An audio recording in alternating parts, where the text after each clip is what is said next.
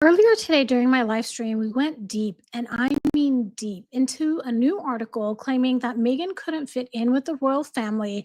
And I think it has a lot to do with Meghan being a competitor and not a collaborator. This wasn't a missed connection, it was a power struggle because narcissists don't join teams, they compete with them.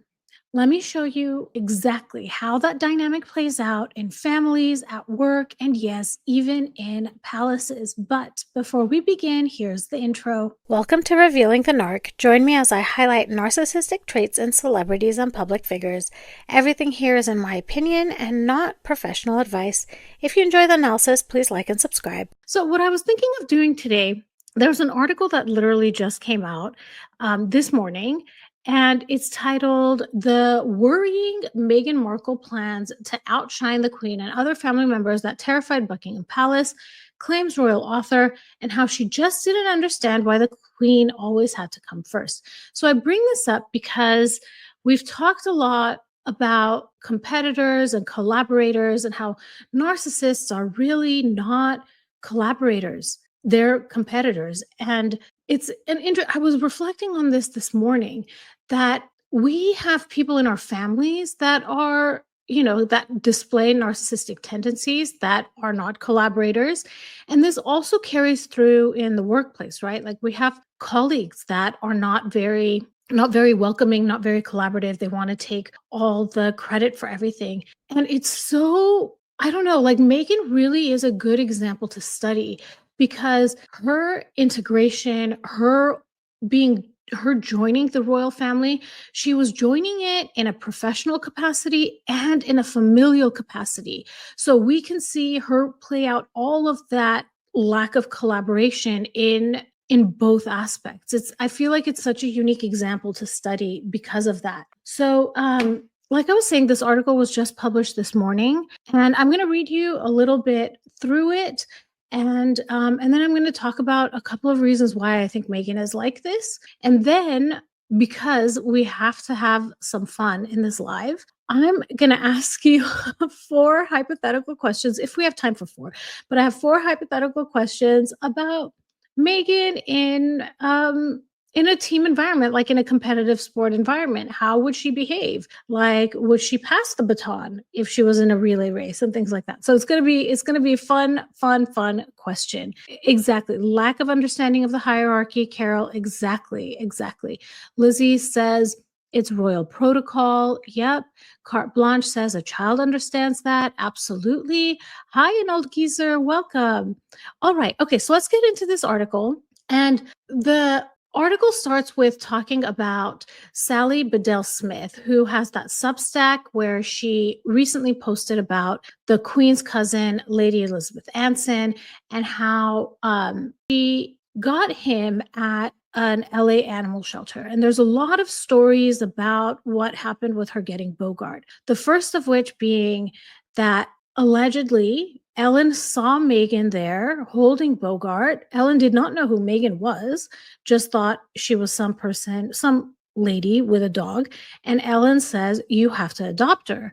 And Meghan has turned this into an anecdote about how Ellen was there and Ellen told her she had to adopt Bogart, so she absolutely had to. And then I remember reading in Tom Bower's Revenge how determined Meghan was to get Bogart. And I couldn't understand why. I mean, she really went into some dirty tactics, because there was another family that wanted Bogart, and I think they were going to get Bogart. But Meghan had a bunch of her coworkers on Suits and her friends write emails to the shelter, and you would say manipulate them into letting Meghan take Bogart. Well, as I was reading this passage in the book, it turns out that Sally Bedell Smith's son adopted Bogart's littermate. So there's a connection to a royal biographer. A lot of people have said that they already knew this. I didn't recognize that it's the same biographer that is now talking about Lady Elizabeth Anson. I didn't recognize that she's an active member of covering the royal family, right? So it's beginning to make a little bit more sense why Meghan really wanted Bogart. And then on top of all of that, Meghan exchanged information with Sally's son and arranged, I think 6 months later, I think it was 6 months later, probably maybe less, to get together and have the two littermates or the two brothers meet each other. I also want to look into what Sally's son does for a living because I think he's involved in the entertainment industry. So this could be two birds with one stone, a royal connection and a Hollywood connection, but I need to check that out. So sorry I went on such a long tangent. Okay, Carol says it's a great Substack. Ellen never knew who Meghan was, Carol says. Yeah. Lisa says, I thought she harassed some people over another dog, but finally settled on Bogart. My understanding when I read Revenge is that the other family wanted Bogart and she made sure that she got Bogart. Yeah. Let's see. Okay, so let's continue with this article. It says, however, there was one member of the family who tried not only to carve their own independent career as a working royal, but also tried to outshine every member of the family, including the late Queen Elizabeth II. Writing in his royal biography, Yes, Ma'am, which explores the lives of the men and women who serve the royals, author Tom Quinn claims that Meghan Markle caused a panic during her brief time as a working member of the family when the Duchess of Sussex signaled that she wanted to operate separately from the Queen. Again, we're seeing here already, this is a lack of collaboration. I don't understand how anyone could say no to the Queen. I just don't understand it. I don't get it. I mean, just looking at the Queen, I never would want to do any, I would never want to deny her anything. And then at the same time, I really have a respect for hierarchy and authority. And I would not want, especially if it's not something bad, I would not want to come against the Queen or deny the Queen. Hi, baby grandma. I hope you're doing well too. Thanks for being here. Okay, so then the article says that Quinn said Buckingham Palace became really worried when they became aware that Meghan had plans for her life as a working royal that were not going to be part of a general strategy agreed with the staff. She just wanted to do her own thing, which is fair enough if you're not a member of a tightly controlled institution, but it was never going to be acceptable that Meghan should outshine Princess Anne, Prince Charles as he then was, and Elizabeth the Queen. So I don't really like this statement that Meghan should outshine. I don't know. I just don't. It makes it seem like these members of the royal family they listed here wanted to dim Meghan's shine, and I don't think that that's the case. I think that it's just understood. It's not about dimming your light. It's about reflecting the light on the hierarchy, and that is what's needed to survive. But you all let me know what you think in the chat. Speaking to Quinn, a former courtier for Elizabeth said Elizabeth always had to be the center and focus of everything the royal family did, and I don't think Meghan understood why that had to make her do things she didn't want to do. Complete selfishness, complete, self-absorbed behavior. Absolutely. Let me see some of your chats. Let's see. Could it be that she doesn't like elders? Good point, Lizzie. It is part of narcissism, Carol says. Meghan believes she's a legend in her own mind. Yep. And she does not want to be part of a team. She wants to outshine everybody. And if she is part of a team, she wants to be the one that shines the most. And exactly as Carol says, this is a hierarchy. That's exactly what the institution is.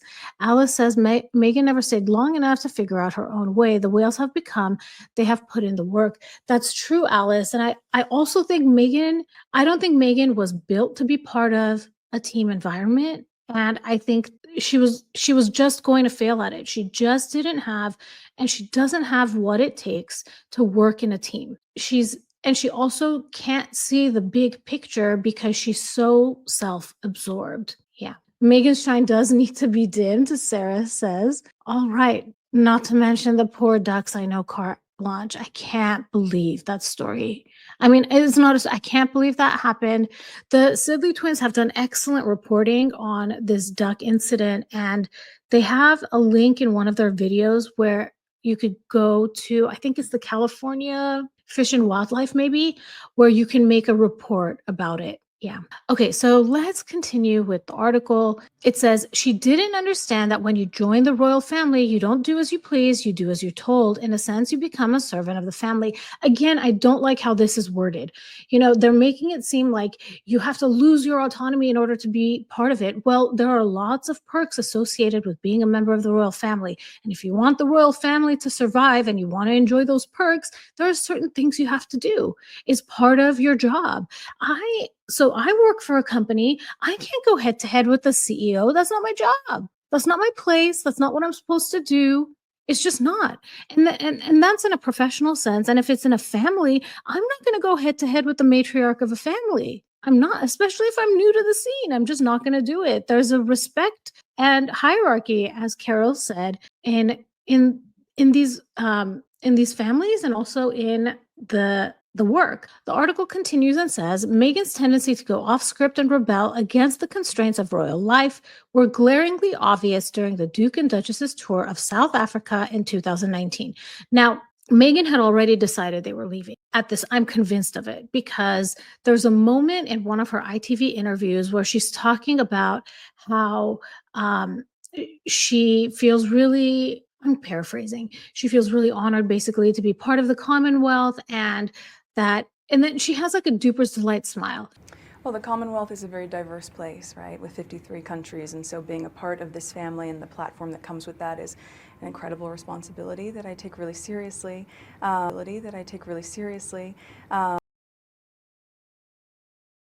You can tell that she knows she's leaving. And the ITV interview, we already know. Well, you know what? Let me read the rest of the article. It says, while stopping to speak to ITV journalist Tom Bradby, Meghan gave a remarkably candid interview about how she was struggling to cope with the media scrutiny on top of being a new mother and a newlywed. During the interview, she thanked Bradby for asking if she was okay, claiming that not many people have asked if I'm okay. And also thank you for asking, because not many people have asked if I'm okay, but it's a very real thing to be going through behind the scenes. And the answer is, would it be fair to say not really okay? It's really been a struggle. Yes. And then, when asked if it had been a struggle, she agreed with the reporter's analysis. While Meghan received praise in some circles for her openness, it was not the sort of answer many working royals would have been expected to give during a royal tour. So she took a professional outing and she talked about personal things. It was her setting up her brand already. She was setting the stage for why the excuse she was going to give for why they left. It's not enough to just survive something. You've got to thrive. You've got to feel happy. I really tried to adopt this British sensibility of a stiff upper lip. The article continues and says that the interview, along with the trip, became something of a PR disaster for the royal family. Quinn added that Meghan undoubtedly felt constrained by the royal family and that she and Harry needed to do their own thing without consulting the big royal machine. This consulting thing is an interesting thing because there is mention by Lady Elizabeth Anson that when they went and they asked the Archbishop of Canterbury to preside over their wedding, they were not actually allowed to do that because I guess St. George's Chapel wasn't within his jurisdiction.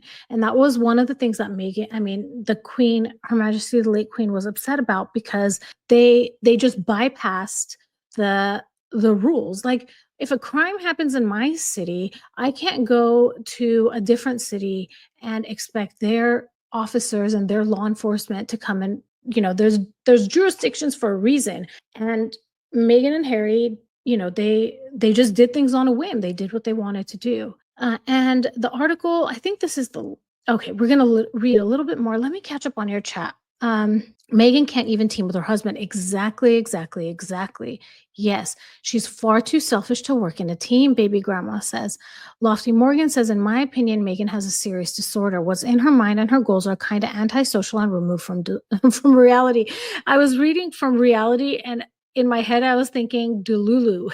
So I don't know if you noticed, I almost said Delulu, but exactly. Her reality is not reality. If you want the perks, Carol says, you have to follow the rules. Absolutely.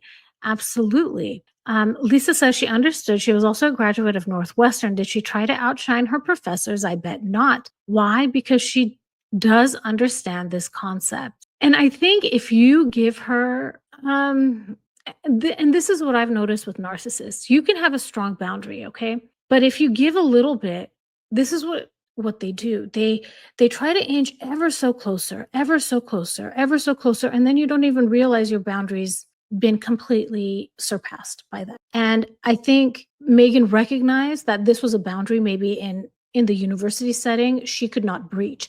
But she just kept chipping away, chipping away, chipping away as she was part of the royal family, and she kept getting away with more and more and more. So yeah, that's the hard thing with narcissists. You try to maintain this boundary, you say you're not going to do it, and then you think, oh, well, there's just this one thing. Let me just do this one thing. And before you know it, it's all the intentions you had are out the door. Lizzie says clearly she needed to make the interview about herself. Absolutely. Alice says that interview was ridiculous. Royal tours are not about you. They're about the people you're visiting and promoting. Yes. Hi, Miss Panda. Welcome. Just as a reminder, everyone, please, in lieu of super chats and super stickers, please donate to the National Domestic Violence Hotline, and you can find the link in the description. Carol says William and Catherine were able to tweak royal protocols within the establishment. Yes, so they still understood the rules, right? Like, as you're saying, Carol, they worked within the boundaries that had been created. Lofty says, I believe they tried the archbishop route because they were very concerned someone would stand up at the ceremony and state their case of why they shouldn't be married. Okay, fun question as we're going through this article. You guys knew all the celebrities and everybody that was there. Who do you think, let's just say the celebrities, I want to know, of the celebrity guest list, who do you think would have stood up and said, no, they cannot get married, and why would they do that? Minnie Haha says when she was on Deal or No Deal, she tried to move up above the other briefcase girls by asking repeatedly for a speaking role. Asking contestants questions and making the show appear more, I'm sorry, I don't know how to pronounce that, but she is, none of this surprises me at all about Meghan. Mr. Bean should have married them. I love Mr. Bean. I love Mr. Bean carte blanche. He's so, oh my goodness, just looking at his face just uplifts me for sure. Just Jen is asking everyone to please hit the like button. So I appreciate it greatly if you do. All right, so let's continue. So according to the royal author Valentine Lowe, it was Meghan's yearning to monetize her royal title which led to Megxit. Writing in his tell-all book, Courtiers, Lowe claims that Meghan's desire to earn money for herself led the couple to abandon their duties entirely. Now, I think this is partial truth. I think money was a main motivator, and she saw she was butting heads with an organization, you can call it, that really needed teamwork. And she would not fit in. She could not do what they needed her to do. And finally, let's close out the article. Lowe revealed that during discussions about how to reach a happy middle ground, which could please the whole family, multiple scenarios were explored. These range from Harry and Meghan having a month or two to do their own thing to spending most of their time privately, but doing a select number of royal activities. The one caveat for the Sussexes, however small or minor, was that they must stick to the normal rules about royal behavior. Crucially, that would mean Harry and Meghan could not act or take decisions in order to gain financially. So this tells you what their motivation was from the get-go. It was financial, because they were giving all of these opportunities that it says here would please the entire family. Everybody would be happy, but Harry and Meghan could not act or take decisions in order to gain financially. So this is the main motivator, because they essentially had everything they could want except this one thing. Angel says, I think Charles is caving in. She used her HRH title in the Jamie Kern-Lima interview, and I think that was a sign that she was getting it back. Now Harry's manager meets with Charles's top aide last week. I don't know what's going on with that meeting last week. And I say this jokingly, but I also wouldn't be surprised if it's true that Meredith Maines, the communication head for Harry and Meghan, is just like, I can't do this job anymore. Maybe I can get a job with Buckingham Palace. I mean, I would not be surprised because of how we've heard what a hostile work environment it is allegedly working for Harry and Meghan. But still, I feel like that meeting was so strange. That meeting was so strange. I don't know. I don't know. Carte Blanche says Catherine was probably holding William down at the church. Because William was going to jump up and say, I object to this marriage. I can bring cause. Pinky Lynn says, I think they would stand up and ask, which one is Meghan? Who's Meghan? Who invited us here? Who's Meghan? Oh, that's hilarious. Steve says Oprah would say no because she hadn't gotten the interview yet. Good point, Steve. Good point. Justin Jen says, I think the reality of royal life hit her in the face and she realized she wouldn't be cash rich. Yep, it hit her. It definitely did. Lizzie says that's why Harry needed to date Meghan for longer to verify if she was willing to follow the rules. I always felt like they rushed the engagement and the wedding. They absolutely did. And even in that time, she didn't follow the rules. I mean, just right off the bat, she went to Vanity Fair. She was told by Harry and the institution, please do not talk about Harry. Don't talk about Harry. And what does she do? She opens the door and talks about Harry. And she talks about it so much that it becomes the cover, Wild About Harry. I believe Meghan did that on purpose. She wanted the cover to be about that, I think. Well, maybe she didn't want the cover to be about that, but she definitely wanted to go against what she was told to do, just so, just another testing of the boundaries. Can she get away with it if she does that? Miss Panda says, I personally think Meghan went out of her way not to make the family happy. I think it made her happy to cause chaos. Yep, exactly. Let's see. Okay, so now what I want to do is get into a couple of reasons why narcissists would have a problem with this collaboration. And let me get that set up. Okay, so the first reason is that narcissists struggle with systems that don't revolve around them. Meghan didn't fit in with the royals and wasn't seen as a team player. And in narcissistic dynamics, like in families or institutions, and the unique thing about this situation is that Meghan was involved in both. It was a family and an institution. That value duty over individual spotlight, this can feel suffocating because they're not going to be the center of attention. And when that happens, oftentimes narcissists will resist these types of roles, even if the system demands hierarchy, tradition, or shared roles. The royal family is a rigid structure. We know that, and it has to be for the success of the monarchy. And narcissists don't blend into rigid systems. They try to bend things around themselves. And this is what I mean. Meghan was not suited to be part of the royal family. It just wasn't who she is. The next is that collaboration requires ego management and competition doesn't.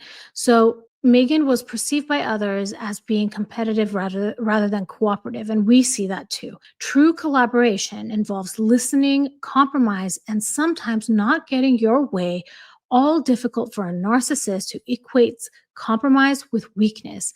Instead of joining a team dynamic, narcissists often enter with a disrupt and dominate mindset. Meghan may have viewed royal protocols not as traditions to honor, but as obstacles to her individuality. And she voiced this she's voiced this several times. And in the Oprah interview, she talked about how she didn't have her individuality. She couldn't be herself. She couldn't wear what she wanted to wear. And exactly, she doesn't see these royal protocols as traditions, but they were obstacles to her freedom to do whatever she wanted. The third reason is that image crafting is a lot more interesting and is greater than integration. She could not blend with the group. She just could not do it. Narcissists are often more invested in how things look and how they actually feel or function. Than how they actually feel or function. Fitting in was not the goal. Controlling the optics of being rejected is the goal. Controlling the optics of being rejected may have been the goal. I think she wanted to show or try to show this image of she did the best she could do and she was rejected. She was being herself, she was being an individual and she was rejected. So when she couldn't lead or rewrite the narrative, she took her story outside and rebranded it. And finally, if they can't be the star, they burn the stage. And we've seen this post-exit. Harry and Meghan have aired their grievances publicly. Narcissists often leave institutions in flames if they weren't given special treatment. I didn't fit in because they excluded me, because self-reflection isn't the goal. Control over perception is the goal. So a narcissist won't say, I didn't cooperate. What they'll say is they couldn't handle my authenticity. And I want to see now what all of you are saying about it. Let me know your thoughts on these 4 points if you agree with all of this. And soon we'll get into the 4 funny questions I have ready to go for all of us. So let's see. Carol says, spot on, Alice rants and raves. So what did Alice rants and raves says? Let's go find Alice rants and raves. Okay, you have to collaborate in something like the royal family, otherwise it just won't work. Absolutely. Elisaria says this all comes down to MM's DNA. My thought that she's been this way since she was young. She absolutely has been. She has not been a collaborator. She's just not. Steve says Meghan was okay at the start because she got lots of attention, but then she had to work and just being a working royal, not the top one. And I think at the same time, she was getting all that attention. And I think at the same time, she was testing the waters. The more she got away with, the more the boundaries were broken. And she just, you give what is it they say? You give an inch, they take a mile. Perpetual image crafting, and she's still doing it. Absolutely. Lofty Morgan says image crafting, yes, but she kept sniffing the markers and eating the glue. Oh my goodness. Hilarious. A narcissist teenager on that stuff. I'm not going to read it out loud. Miss Panda agrees with Steve. Lizzie says she could not blend with a group. Reminds me of that photo I sent you, RV. If she followed the rules, she wouldn't stand out. She didn't care about others, only about herself. Absolutely, Lizzie. And actually, there's a video of Meghan in India. And no, not India. I'm sorry, Rwanda. She's in a group of people. Everyone else puts their hands down, I think, and Meghan puts her hands up, or the opposite. She does the opposite of what everybody else is instructed to do. So when you see the video, everyone is doing one thing except Meghan. She just cannot help herself. Let's see. Polly says being in the royal family is an act of service. Meghan only saw the glamour and completely missed the fact that the royal family are there to serve their country. Yes. An old geezer's having pizza. Please enjoy your pizza. Christine says, can't be a star, so burn the stage. She's still trying to do that. She has no idea what service is. Absolutely. Let's see. Rachel couldn't stand being number 1. Yep, Tim. She was a nightmare. An old geezer says, Steve says, sociopathic behavior does not allow teamwork. Yeah, it's all about themselves and lifting themselves up. And, we encounter these types of people in our families, and I feel it happens a lot in our professional lives too, where there's someone that has to be the one that outshines everyone, that'll steal ideas, that has to be the voice in the meeting, and it's hard to work with these types of people. Yeah. Let's see. Joseph Jen says, my goodness, an opportunity to be of service for a higher cause. Leave it to Meghan to mess it up completely. Yeah, absolutely. All right, everyone. I hope you enjoyed that segment from the live stream. I do hope that you'll join me in future live streams. We always have so much fun. What happened after this discussion topic that you saw, we went into some really funny hypothetical questions, and it was just a great time. If you are interested in knowing what those questions were and how that played out, please check out the live stream from today. I am curious to know what you think about all of this, so please drop your comments. If this was interesting to you, please like and subscribe. Hit that notification bell so you'll know every time I drop a new video. Thank you so much for watching. If you enjoyed this video and you're looking for a meaningful way to support something beyond the screen, I'd love for you to consider making a donation to the National Domestic Violence Hotline in lieu of super chats and super stickers. They provide 24/7 support and resources for people in unsafe or overwhelming situations, whether that's emotional, physical, or just hard to name. Their information is on the screen should you need to contact them, and you'll find the link to donate in the description of this video. Every little bit helps, and it means a lot. Thank you again for watching, and I'll talk to you soon. Bye, everybody.